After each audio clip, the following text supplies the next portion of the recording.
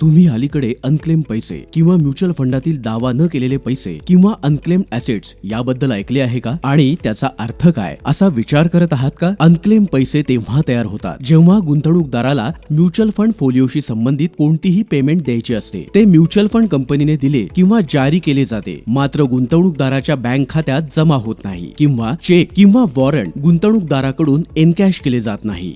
अशी शक्यता असू शकते की यापैकी काही अनक्लेम पैसे तुमच्या किंवा तुमच्या कुटुंबाच्या मालकीचे असू शकतात, कारण तुम्ही किंवा तुमच्या कुटुंबाने डिव्हिडंड प्लॅन मध्ये IDCW इन्कम डिस्ट्रीब्युशन कम कॅपिटल विड्रॉल मध्ये गुंतवणूक केली असेल किंवा रिडम्पशन पेआउटची विनंती केली असेल आणि नंतर डिव्हिडंड्स किंवा पेआउट चेक किंवा DD पोस्टाने पाठवले गेले, परंतु तुमचा संपर्क पत्ता बदलल्यामुळे ते तुमच्यापर्यंत पोहोचू शकले नाही किंवा तुम्ही ते तुमच्या बँक खात्यामध्ये जमा करायला विसरले असू शकता.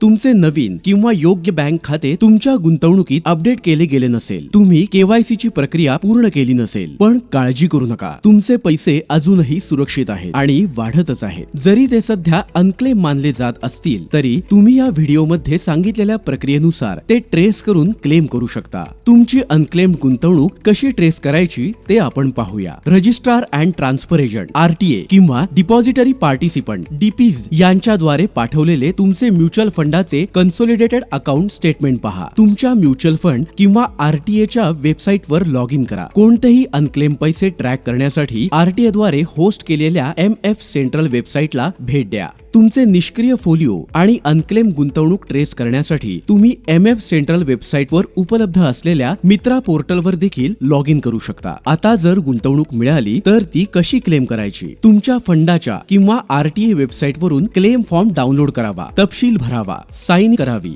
आणि तो RTA किंवा तुमच्या फंड हाऊसला पाठवावा. झाले. व्हेरिफिकेशन नंतर गुंतवणूक आणि जमा झालेला नफा तुमच्या नोंदणीकृत बँक खात्यात ट्रान्सफर केला जाईल. यापुढे भविष्यात तुमचे पैसे अनक्लेम राहू नयेत म्हणून तुमचे बँक डिटेल्स, पत्ता आणि KYC डिटेल्स अपडेट ठेवा. या व्यतिरिक्त जर तुम्हाला म्युच्युअल फंड गुंतवणुकीतून 3 ते 7 कामकाजाच्या दिवसात पैसे मिळाले नाही तर तुमच्या जवळच्या RTA कार्यालयाशी, फंड हाऊसशी किंवा तुमच्या म्युच्युअल फंड वितरकाशी संपर्क साधा. समजा जर गुंतवणूकदाराचे दुर्दैवाने निधन झाले असेल तर काय? सर्वात प्रथम हयात असलेल्या धारकाने, नॉमिनी व्यक्तीने किंवा कायदेशीर वारसाने अर्थात दावेदाराने म्युच्युअल फंड किंवा RTA च्या वेबसाईटवर उपलब्ध असलेले आवश्यक क्लेम फॉर्म डाउनलोड करावेत आणि RTA किंवा फंड हाऊसला गुंतवणूकदाराच्या मृत्यूची माहिती कळवावी. खाली दिलेल्या प्रक्रियेनुसार दावेदाराने वैध मृत्यू प्रमाणपत्र आणि आवश्यक फॉर्म फंड हाऊस किंवा त्यांच्या RTA कार्यालयात सादर करावे. कागदपत्रांची तपासणी केल्यानंतर दावेदाराच्या नावे ट्रान्समिशन प्रक्रिया केली जाईल. यानंतर मृत व्यक्तीचे कोणतेही अनक्लेम पैसे मिळण्यासाठी कोणत्याही अतिरिक्त कागदपत्रांची किंवा प्रयत्नांची आवश्यकता न भासता दावेदाराला पैसे दिले जातील. त्याचबरोबर हे लक्षात ठेवा की म्युच्युअल फंड सेवा जसे की अनक्लेम पैशांचा दावा करणे किंवा मृत्यूची नोंद करणे या गोष्टी गुंतवणूकदार किंवा दावेदारासाठी सोप्या आणि मोफत आहेत. कोणतेही शुल्क